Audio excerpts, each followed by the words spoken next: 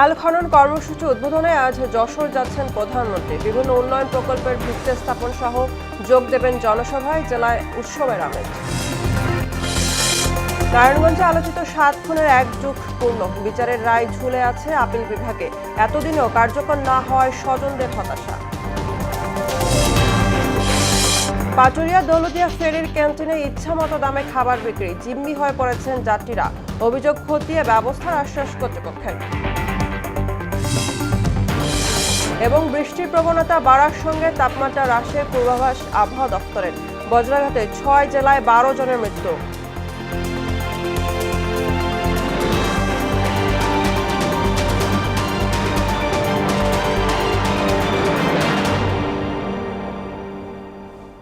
আসসালামু আলাইকুম। মোহনা সংবাদে স্বাগত। এতক্ষণ শুনছিলেন শিরোনাম। পুরো সংবাদের সঙ্গে আছি আমি বুশরাত জাহানিমা। শহীদ রাষ্ট্রপতি জিয়াউর রহমানের স্মৃতিবিজড়িত যশোরের শার্শার উলাসী যদুনাথপুরে খাল পুনঃখনন কর্মসূচির উদ্বোধন করতে আজ যশোর যাচ্ছেন প্রধানমন্ত্রী তারেক রহমান।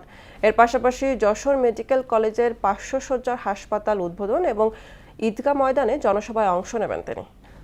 সফরসূচি অনুযায়ী সকালে আকাশপথে যশোর বিমানবন্দরে পৌঁছাবেন প্রধানমন্ত্রী। প্রথমেই উলশি খাল খনন কর্মসূচি উদ্বোধন করবেন। একই স্থানে আয়োজিত পথসভা ও সুধী সমাবেশে যোগ দেবেন তিনি।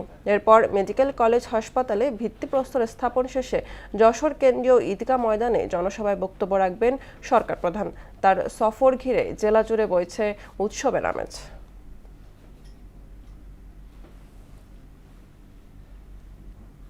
প্রধানমন্ত্রী তারেক রহমানের যশোর সফরের আরও খবর জানাতে সরাসরি যুক্ত হচ্ছেন সহকর্মী স্বাধীন আব্দুল্লাহ। প্রধানমন্ত্রীর সফর ঘিরে যশোরবাসীর মধ্যে উৎসাহ উদ্দীপনা কেমন দেখছেন, এ ব্যাপারে জানাবেন।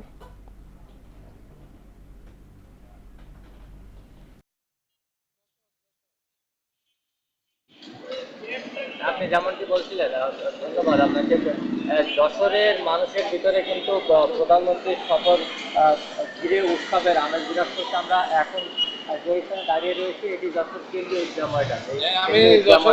বিকেল নাগাদ প্রধানমন্ত্রী তারেক রহমান বক্তব্য রাখবেন। সম্পূর্ণ হয়েছে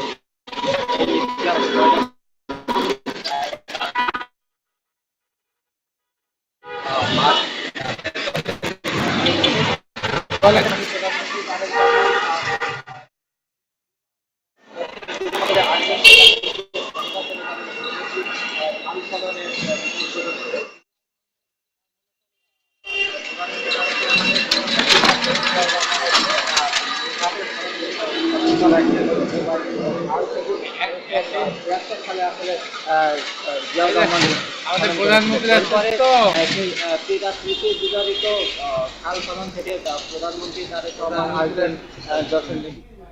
আব্দুল্লাহ, আপনাকে ধন্যবাদ। জ্বালানি সংগ্রহে পুলিশ সহ জরুরি সেবায় নিয়োজিতদের জন্য রেশনিং তুলে নেওয়ার কথা জানিয়েছেন সংসদ নেতা প্রধানমন্ত্রী তারেক রহমান। রোববার বিকেলে সংসদ অধিবেশনে কথা বলেন তিনি। এদিন বিদ্যুৎ ও জ্বালানি খাতের উদ্ভূত পরিস্থিতি পর্যালোচনায় ১০ সদস্যের সর্বদলীয় বিশেষ কমিটি গঠন করা হয়। এদিকে সংসদ সদস্যদের শুল্কমুক্ত গাড়ি সুবিধা বাতিল করে একটি সংশোধনী বিল পাশ হয় কণ্ঠভোগে। মনিরুল ইসলামের প্রতিবেদন। স্পিকার হাফিজ উদ্দিন আহমেদের সভাপতিত্বে সংসদ অধিবেশনের শুরুতেই প্রাধান্য পায় বিদ্যমান জ্বালানি পরিস্থিতি। সংকট মোকাবেলায় নেওয়া হয় গুরুত্বপূর্ণ কিছু সিদ্ধান্ত। সংসদে জাতীয় গুরুত্বপূর্ণ বিষয় নিয়েই আমরা আলাপ আলোচনা চালাবো। এর অংশ হিসেবে বিদ্যুৎ ও জ্বালানি মন্ত্রী, প্রতিমন্ত্রী সহ ১০ সদস্যের একটি সর্বদলীয় বিশেষ কমিটি গঠনের প্রস্তাব সংসদে অনুমোদন হয়। বিশেষ এই কমিটির মেয়াদ হবে ৩০ দিন, যাদের দায়িত্ব হবে বর্তমান পরিস্থিতি গভীরভাবে পর্যালোচনা করে মাঠ পর্যায়ের বাস্তবতা যাচাই এবং পরবর্তী করণীয় সম্পর্কে সুপারিশ দেয়া। এই কমিটির কার্যপরিধি হবে সাম্প্রতিক জ্বালানি উদ্ভূত পরিস্থিতি মোকাবেলায় করণীয় সম্পর্কে সুপারিশ সহ সংসদে রিপোর্ট প্রদান করা। কমিটির মেয়াদ কমিটি গঠনের বিজ্ঞপ্তি প্রকাশের তারিখ হতে ৩০ দিন। আর প্রধানমন্ত্রী তারেক রহমান বলেন, জননিরাপত্তা ও সেবার মান অক্ষুণ্ণ রাখতে পুলিশ সহ জরুরি সেবায় নিয়োজিতদের জ্বালানি সংগ্রহের রেশনিং পদ্ধতি থাকছে না। জননিরাপত্তা, আইন শৃঙ্খলা ও জরুরি সেবা সচল রাখতেই এই সিদ্ধান্ত বলে উল্লেখ করেন তিনি। এমার্জেন্সি বাহিনী যারা আছে, পুলিশ হোক, অ্যাম্বুলেন্স হোক, ফায়ার ব্রিগেড, এই জাতীয় যারা আছে, তাদের উপর থেকে এই যে এমবার্গোটা ছিল এটা সরিয়ে নেওয়া হয়েছে। এটা আরো 2 দিন আগে এই সিদ্ধান্তটি আমরা গ্রহণ করেছি। 2 দিন আগে এটি ক্লিয়ার করে দেওয়া হয়েছে। কাজে আশা করি ইনশাল্লাহ এই সমস্যা আর হওয়ার কথা না। অধিবেশনে সংসদ সদস্যদের জন্য বিদ্যমান শুল্কমুক্ত গাড়ি সুবিধা বাতিল করে সাংসদদের পারিশ্রমিক ও ভাতা সংশোধন বিল পাশ হয় কণ্ঠভোটে। সংসদে উত্থাপিত আকারে the members of parliament remuneration and allowances amendment bill 2026 অবিলম্বে বিবেচনার জন্য গ্রহণ করা হোক। যারা এই প্রস্তাবের পক্ষে আছেন তারা হ্যাঁ বলুন, যারা এই প্রস্তাবের বিপক্ষে আছেন তারা না বলুন। আমার মনে হয় হ্যাঁ জয়যুক্ত হয়েছে, হ্যাঁ জয়যুক্ত হয়েছে, হ্যাঁ জয়যুক্ত হয়েছে। জ্বালানি ব্যবস্থাপনা, সংসদ সদস্যদের সুবিধা পুনর্বিবেচনা এবং শিল্প খাতে সহায়তা বৃদ্ধি, অর্থনীতি ও সুশাসন প্রশ্নে সরকারের এই 3 বার্তাই ছিল সংসদের মূল আলোচ্য বিষয়। বর্তমান অর্থনৈতিক বাস্তবতার প্রেক্ষাপটে পুনর্বিবেচনা প্রয়োজন। রাষ্ট্রীয় ব্যয় সংকোচন, স্বচ্ছতা ও জবাবদিহিতা বৃদ্ধি এবং নাগরিকদের সাথে। মনিরুল ইসলাম, মোহনা সংবাদ, ঢাকা। প্রায় 13,500 কোটি টাকা ব্যয়ে 14টি প্রকল্প অনুমোদন দিয়েছে জাতীয় অর্থনৈতিক পরিষদের নির্বাহী কমিটি একনেক। এর মধ্যে সরকার দেবে 8,089 কোটি টাকা, বাকিটা বৈদেশিক ঋণ। রোববার বৈঠক শেষে অর্থ পরিকল্পনা প্রতিমন্ত্রী জোনায়েদ সাকি বলেন, প্রকল্প বাস্তবায়নে ব্যয় সাশ্রয়ী হওয়া এবং জনকল্যাণকে সর্বোচ্চ গুরুত্ব দেওয়ার নির্দেশ দিয়েছেন প্রধানমন্ত্রী। তানজিদ ভুঁইয়ার প্রতিবেদন। প্রধানমন্ত্রী তারেক রহমানের সভাপতিত্বে রবিবার বসে বর্তমান সরকারের দ্বিতীয় একনেক বৈঠক। সভায় 17টি প্রকল্প উপস্থাপন করা হয়। এর মধ্যে অনুমোদন দেয়া হয় 14টি প্রকল্প। এতে মোট ব্যয় হবে 13,445 কোটি টাকা। এর মধ্যে সরকারের নিজস্ব অর্থায়ন 8,089 কোটি 56 লাখ টাকা, বাকিটা বৈদেশিক ঋণ। অনুমোদন পাওয়া 14 প্রকল্পের মধ্যে নতুন 5টি, সংশোধিত 5টি আর বাকিগুলোর মেয়াদ বাড়ানো হয়েছে। বৈঠক শেষে সাংবাদিকদের সঙ্গে কথা বলেন অর্থ পরিকল্পনা প্রতিমন্ত্রী জোনায়েদ সাকি। বলেন, প্রধানমন্ত্রী উন্নয়ন প্রকল্প বাস্তবায়নে ব্যয় সাশ্রয়ী হওয়া এবং জনকল্যাণকে সর্বোচ্চ অগ্রাধিকার দেওয়ার নির্দেশ দিয়েছেন। একনেক সভায় মাননীয় প্রধানমন্ত্রী জনাব তারেক রহমানের সভাপতিত্বে একনেক সভা অনুষ্ঠিত হয়েছে। সেখানে টেবিলে 17টি প্রকল্প উপস্থাপিত হয়েছিল। তার মধ্যে 15টি নিয়ে আলোচনা হয়েছে। 17টি প্রকল্পের মধ্যে 6টি নতুন প্রকল্প ছিল, 7টি সংশোধনী প্রস্তাব আছে আর 4টি মেয়াদ বৃদ্ধির প্রস্তাব আছে। গৃহীত প্রকল্প নির্বাচনী ইশতেহারের সঙ্গে সামঞ্জস্যপূর্ণ কিনা তাও যাচাইয়ের নির্দেশনা আছে সরকার প্রধানের। সামগ্রিকভাবে আমাদের জনগণের জীবনে যে উন্নতির চিন্তা করা হয়েছে, বিশেষত বর্তমান সরকার তার যে প্রতিশ্রুত তার যে নির্বাচনী ইশতেহার, তাদের পরিকল্পনা, 31 দফা কর্মসূচি, সবগুলোর সাথে সামঞ্জস্যপূর্ণ কতটা, এই সবগুলো দিক পরীক্ষা নিরীক্ষা করার জন্য নির্দেশনাটা আগেই এসছে এবং এই প্রক্রিয়াটা চলমান আছে। প্রকল্প বাস্তবায়নের দীর্ঘসূত্রিতার কারণ তদন্তে প্রধানমন্ত্রীর অনুশাসন রয়েছে বলেও জানান পরিকল্পনা প্রতিমন্ত্রী। প্রকল্প বাস্তবায়নে কেন দীর্ঘসূত্রিতা হয় সেটার ব্যাপারে তদন্ত করার জন্য বলা হয়েছে। তানজিদ ভুঁইয়া, মোহনা সংবাদ, ঢাকা। অবিভক্ত বাংলার মুখ্যমন্ত্রী শেরেবাংলা একে ফজলুল হকের 64তম মৃত্যুবার্ষিকী আজ। তাকে রাজনৈতিক ইতিহাসের অন্যতম বিশিষ্ট নেতা হিসাবে উল্লেখ করেছেন প্রধানমন্ত্রী তারেক রহমান। সামাজিক যোগাযোগ মাধ্যমে দেওয়া এক পোস্টে তিনি বলেন, ফজলুল হক শুধু কৃষক সমাজের নয়, তিনি ছিলেন অখণ্ড ভারতের অবিসংবেদিত নেতা। তার সংবেদনশীলতা, মমতা ও রাজনৈতিক আপসহীনতা তাকে সর্বভারতীয় রাজনীতির উচ্চ শিখরে পৌঁছে দিয়েছিল।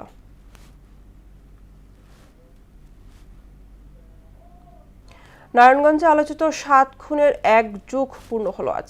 দীর্ঘদিনও বিচারের রায় কার্যকর না হওয়ায় ক্ষোভ, হতাশা আর অনিশ্চয়তায় দিন কাটছে স্বজনদের। লোমহর্ষক এ ঘটনার 4 বছরের মাথায় উচ্চ আদালতের রায়ে কিছুটা আশার আলো দেখা গেলেও পরবর্তী সময় আর এগোয়নি বিচার কাজ। আজমির ইসলামের প্রতিবেদন, জানাচ্ছেন মাহমুদা হাসান। 2014 সালের 27 April Dhaka Narayanganj link road থেকে অপহরণ করা হয় নারায়ণগঞ্জ সিটি কর্পোরেশনের তৎকালীন প্যানেল মেয়র নজরুল ইসলাম, আইনজীবী চন্দন সরকার, তার ড্রাইভার ইব্রাহিম, মনিরুজ্জামান স্বপন, তাজুল ইসলাম, সিরাজুল ইসলাম লিটন এবং মনিরুজ্জামান স্বপনের ড্রাইভার জাহাঙ্গীর আলমকে। 30 এপ্রিল বন্দরের শীতলক্ষা নদী থেকে একে একে ভেসে ওঠে তাদের মরদেহ। বিভৎস ও চাঞ্চল্যকর এ 7 খুনের সাথে র্যাবের 3 কর্মকর্তা সহ একাধিক সদস্যের জড়িত থাকার ঘটনায় সারা দেশে শুরু হয় তোলপাড়। এ ঘটনায় নিহত নজরুল ইসলামের স্ত্রী সেলিনা ইসলাম বিউটি এবং চন্দন সরকারের মেয়ের জামাতা বিজয় কুমার পাল বাদী হয়ে 2টি মামলা দায়ের করেন। 2017 সালের 16 জানুয়ারি নারায়ণগঞ্জ জেলা ও দায়রা জজ আদালত সাবেক কাউন্সিলর নূর হোসেন, র্যাব 11 এর তৎকালীন অধিনায়ক তারেক সাইদ, অপর 2 কর্মকর্তা major Arif, lieutenant commander Rana সহ 26 জনের মৃত্যুদণ্ডাদেশ দেন। 2018 সালের আগস্টে হাইকোর্ট 15 আসামির মৃত্যুদণ্ড বহাল রেখে বাকিদের বিভিন্ন মেয়াদের কারাদণ্ড দেন। এ রায়ের পর আসামিরা আপিল করলেও তা এখনও নিষ্পত্তি হয়নি। এক যুগ পেরিয়ে গেলেও বিচার নিয়ে হতাশায় দিন পার করছেন নিহতের পরিবার ও স্বজনরা। আমরা আশা করি যেভাবে হাইকোর্ট শেষ হচ্ছে, আপিল বিভাগও এবার শেষ করবে খুব দ্রুতভাবে। কিন্তু প্রতি বছরই আমাদেরকে আশ্বাস দিচ্ছে খুব দ্রুত হচ্ছে, কিন্তু এভাবে করতে করতে আজ 12 বছর শেষ। এই হত্যাকাণ্ডের বিচারটা দ্রুত রায়টা কার্যকর করতে পারে, যেই রায়টা হাইকোর্ট থেকে আমরা পেয়েছিলাম, সেই রায়টাই যেন কার্যকর হয় সেই পদক্ষেপ নেন। আজকে 12 বছর আমরা প্রচন্ড হতাশায় ভুগতেছি যে হাইকোর্টে একটা রায় হয়েছে বা নিম্ন আদালতে রায় হয়েছে, মোটামুটি আমরা ভাবছি যে বিচারটা হয়তো বা দ্রুত পাইয়া যাব, কিন্তু সুপ্রিম কোর্টে গিয়ে এখনো পর্যন্ত এই রায় যে ঝুলে আছে কি কারণে আমরা নিজেও জানি না। বাদীপক্ষের আইনজীবীর আশা, বর্তমান সরকার ন্যায় বিচার প্রতিষ্ঠায় যে অঙ্গীকার করেছেন তাতে করে মামলাটি দ্রুত নিষ্পত্তি হবে। বর্তমান সরকারের মাননীয় প্রধানমন্ত্রী সে অঙ্গীকার করেছে যে ন্যায় বিচার প্রতিষ্ঠা করবে প্রতিটা ক্ষেত্রে।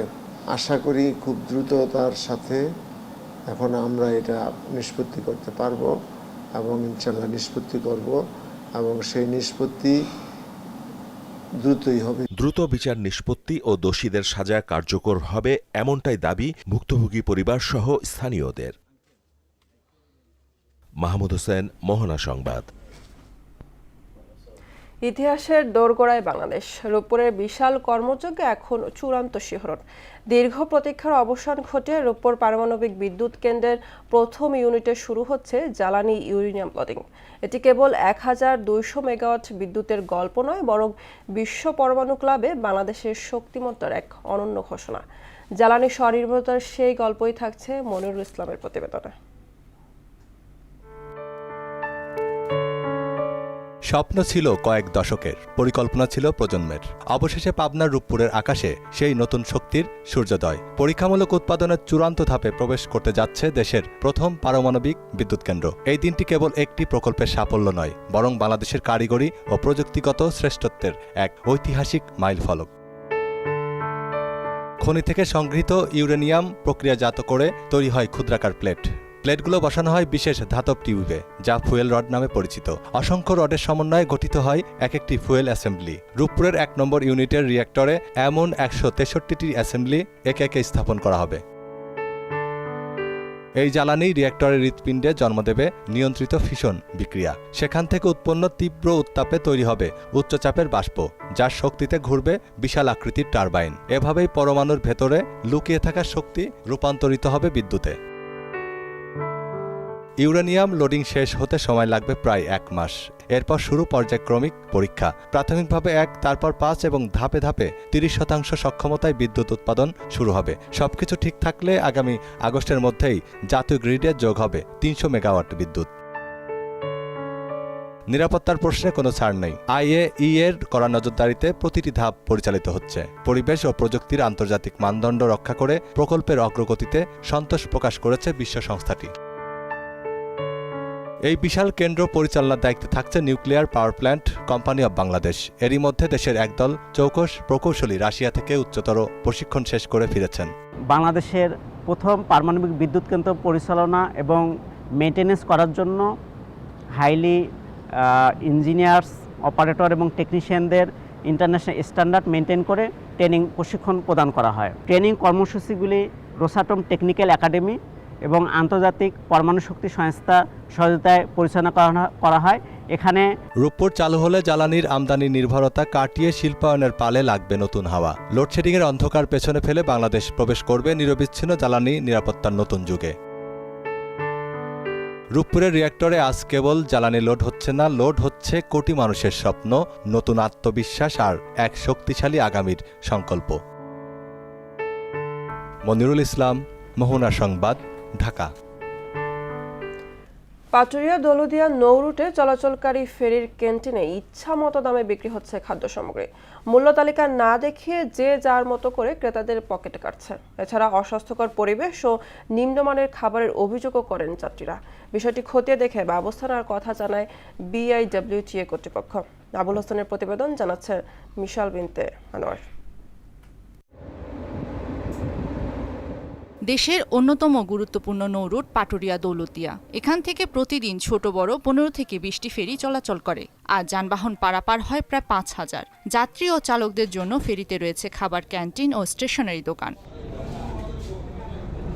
কিন্তু ক্যান্টিনের ব্যবস্থাপনা নিয়ে আছে বিস্তর অভিযোগ। দিনভর উন্মুক্ত অবস্থায় থাকে খাদ্য সামগ্রী। সেখানে বসছে মাছি ও পোকামাকড়। খাবার রেখে রাখি ইনশাআল্লাহ এখন এই ব্যাগ বিক্রি করতেছি থেকে এই খোলা রাখছি আমি। কিন্তু খরচটা বেশি, ভাড়াটা বেশি এজন্য। বাহিরের হোটেলের চেয়ে ফেরির ক্যান্টিনের খাবারের দাম অনেক বেশি। একই অবস্থায় স্টেশনারি দোকানের চা, কফি, পানির ক্ষেত্রেও মূল্য তালিকা না থাকায় আকাশচুম্বী দাম নিয়ে অনেক সময় ধারণাই পান না ক্রেতারা। খাবারের অবস্থাটা বাইরের থেকে দাম বেশি। গতকালকে খেয়েছি 160 টাকা ইলিশ মাছ দেই, আজকে হলো 180 টাকা।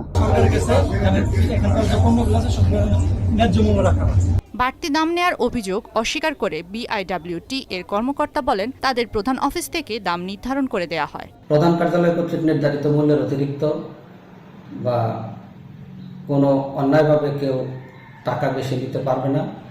কেউ যদি টাকা অন্যায়ভাবে দাবি করে, এটা অন্যায় হবে, বেআইনি কর্মকাণ্ড হবে। অভিযোগ পাইলে বিআইডব্লিউটিসি কর্তৃপক্ষ অবশ্যই ব্যবস্থা গ্রহণ করবে। নৌরুটে খাবারের মান উন্নয়নের জন্য নিয়মিত প্রশাসনিক তদারকি ও ভ্রাম্যমাণ আদালত পরিচালনার দাবি ভুক্তভোগীদের। মিশাল বিনতে আনোয়ার, মোহনা সংবাদ। সারা দেশে বৃষ্টির প্রবণতা বাড়ার পাশাপাশি তাপমাত্রা হ্রাসের পূর্বাভাস দিয়েছে আবহাওয়া অফিস। পশ্চিমা লঘুচাপের প্রভাবে সারা দেশেই ঝড় বৃষ্টির সম্ভাবনা রয়েছে। এদিকে রবিবার বিকেল থেকে রাত পর্যন্ত দেশের 6 জেলায় বজ্রপাতে অন্তত 12 জনের মৃত্যু হয়েছে। এর মধ্যে গাইবান্ধায় মৃত্যু হয়েছে 5 জনের। আরও জানাচ্ছেন ডলি বিনতে মনোয়ারা।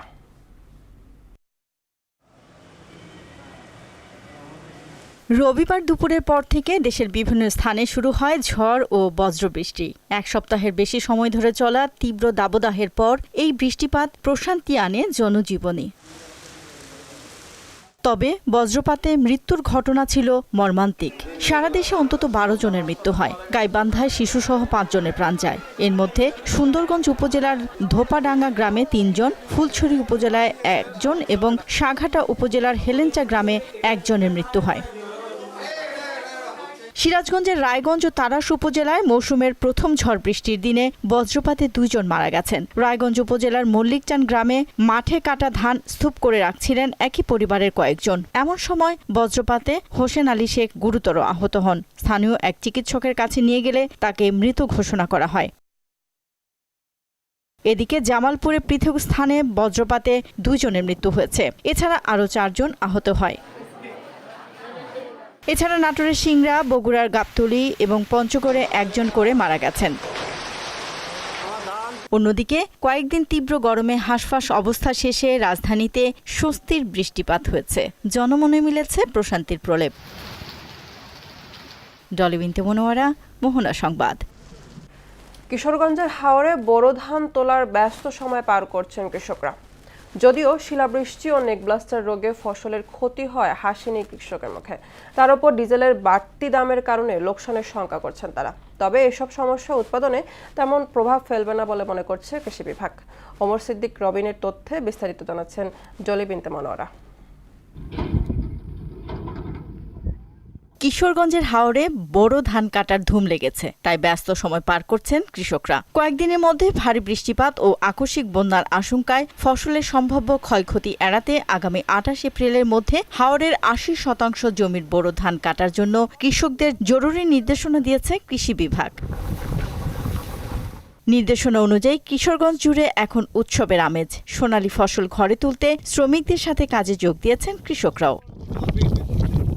যদিও প্রথম দিকে শিলাবৃষ্টি ও নেক ব্লাস্টার রোগে ফসলের ক্ষতি হওয়ায় লাভের মুখ দেখবেন কিনা সেই দুশ্চিন্তা ভর করছে কৃষকদের মাঝে। ধান কাটার যে খরচ পড়তেছে বা আনার যে খরচ পড়তেছে, মরাই করার যে খরচ পড়তেছে, এইসব করলে কৃষকের অনেক লস হইব। আগে ছিল 1000 টাকা, এখন দিত 2000 টাকা। তেল বাড়তির কারণে ওই টাকাটা দিতে হইতাছে আমাদের। শ্রমিকের করছো কেটে করছো গে করতায় না, দান বেলা 700-800 এর থেকে বেশি জানা। শিলাবৃষ্টি কিছু জমি নষ্ট হয়েছে, হালকা নষ্ট হয়েছে, এরপরেও এখন তো ধানের দাম পাইতেছি না, বুঝছেন। 35 টাকা কাটছি, মনে করুন 4000 টাকা দেয়। এরপরে গাড়ি ভাড়া আছে, মনে তো 2 কিলোমিটার গাড়ি ভাড়া আছে, এই দরে এই দরে তো মিলে না ধানের দরে। তবে এসব সমস্যা উৎপাদনে তেমন কোনো প্রভাব ফেলবে না বলে মনে করছে কৃষি বিভাগ। কিছু জমি শিলাবৃষ্টিতে আক্রান্ত এবং ব্লাস্টে আক্রান্ত হলেও ফলনে তেমন কোনো প্রভাব ফেলবে না বলে আমরা মনে করি। ডলি বিনতে বনুয়ারা, মোহনা সংবাদ। এবার সারা দেশে অনুষ্ঠিত সভা সমাবেশ নিয়ে প্রতিনিধিদের পাঠানো তথ্য ও চিত্র desk report. Bangladesh kindergarten society Rangpur বিভাগের আয়োজনে শহীদ আবু সাইদ স্টেডিয়ামে 10ম বার্ষিক ক্রীড়া প্রতিযোগিতা অনুষ্ঠিত হয়েছে। নারায়ণগঞ্জের রূপগঞ্জের ড্যামরা কামসাইর সড়কের কেওডালা কায়েতপাড়া নদীর ঘাট সড়কে বালু নদীর উপর এলজিইডির সেতু নির্মাণের কাজের উদ্বোধন করেন নারায়ণগঞ্জ 1 আসনের সংসদ সদস্য জনাব মুস্তাফিজুর রহমান ভুইয়া দীপু। কেরানীগঞ্জে এক ব্যবসায়ীর বিরুদ্ধে দায়ের করা মিথ্যা মামলা প্রত্যাহারের দাবিতে মানববন্ধন করেছেন ভুক্তভোগীর স্বজন, স্থানীয় ব্যবসায়ী, বিভিন্ন শ্রেণী পেশার মানুষ। নোয়াখালীর কবিরহাটে বাস সার্ভিস চালুর দাবিতে মানববন্ধন করেছেন শিক্ষার্থী সহ স্থানীয়রা।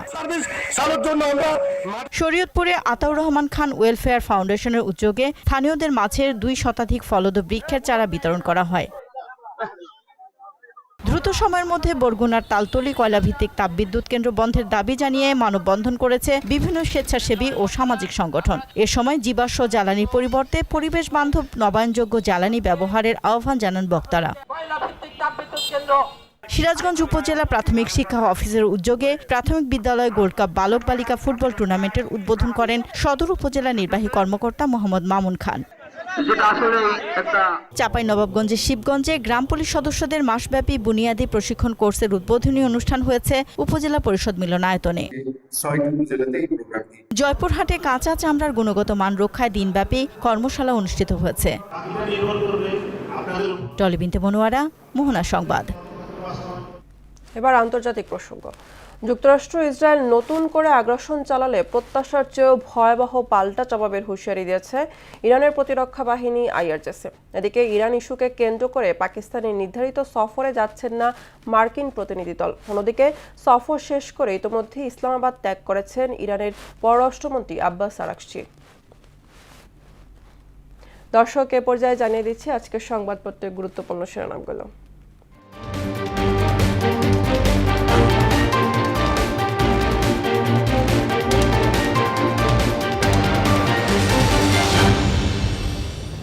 প্রথম আলো শিরোনাম করেছে, সরকার বদলায় বাস বদলায় না, ঢাকার গণপরিবহন। নৈশভোজের সময় গুলির শব্দ সরিয়ে নেওয়া হলো ট্রাম্পকে। দৈনিক ইত্তেফাক শিরোনাম করেছে, সাংবাদিকদের সঙ্গে নৈশভোজে গুলি, রক্ষা পেলেন ট্রাম্প। বজ্রপাতে 7 জেলায় 14 জনের মৃত্যু। একনেক সভায় 14 প্রকল্প অনুমোদন। সমকাল শিরোনাম করেছে, কষ্টের ধান দুঃখ ছড়াচ্ছে কৃষকের সংসারে, উৎপাদন খরচ উঠছে না। নৈশভোজে গুলি, তড়িঘড়ি সরানো হলো ট্রাম্পকে।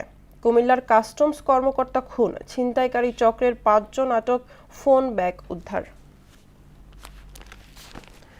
বাংলাদেশ প্রতিদিন শিরোনাম করেছে, মামলা ঝুলছে যুগ ধরে, 7 খুনের বিচার শেষ হয়নি 12 বছরেও, সাগররুনি হত্যা তদন্তে 14 বছর, 24-এর ভুয়া মামলায় বাদীর খোঁজ নেই। হকার উচ্ছেদ নয়, দরকার নতুন ব্যবস্থাপনা। যুগান্তর শিরোনাম করেছে, পাল্টাপাল্টি চাপের কৌশলে ক্ষমতাসীন ও বিরোধী দল, কঠোর অবস্থানে যাবে না কেউ। ওয়াশিংটনে নৈশভোজে গুলি, নিরাপদে ট্রাম্প মেলানিয়া। যুদ্ধ দীর্ঘায়িত হওয়ার শঙ্কা, এবার উন্মুক্ত পদ্ধতিতে তেল কেনার সিদ্ধান্ত। আমার দেশ শিরোনাম করেছে, জামায়াত এনসিপি মৈত্রীর ভবিষ্যৎ কোন পথে, প্রেসিডেন্ট ট্রাম্পকে ফের হত্যার চেষ্টা। দর্শক, এই ছিল আজকের সংবাদপত্রের গুরুত্বপূর্ণ শিরোনামগুলো। শেষ করব মোহনা সংবাদ, যাবার আগে শিরোনামগুলো আরও একবার।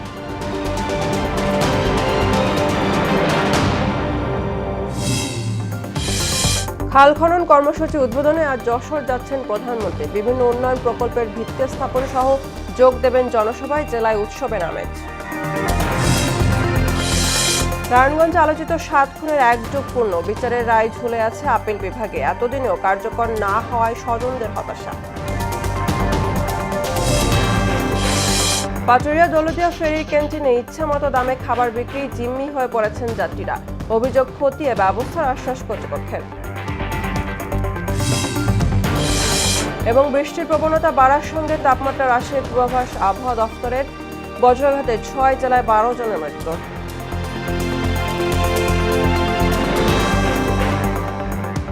এই ছিল মোহনা সংবাদে। পরবর্তী সংবাদ দুপুর 1টায়। এর আগে বেলা 11টায় দেখবেন সংবাদ এক নজরে। মোহনার সবশেষ খবর জানতে ভিজিট করুন www.mohana.tv। সংবাদ দেখতে পারেন ফেসবুক, ইউটিউবে। এতক্ষণ সঙ্গে থাকার জন্য ধন্যবাদ।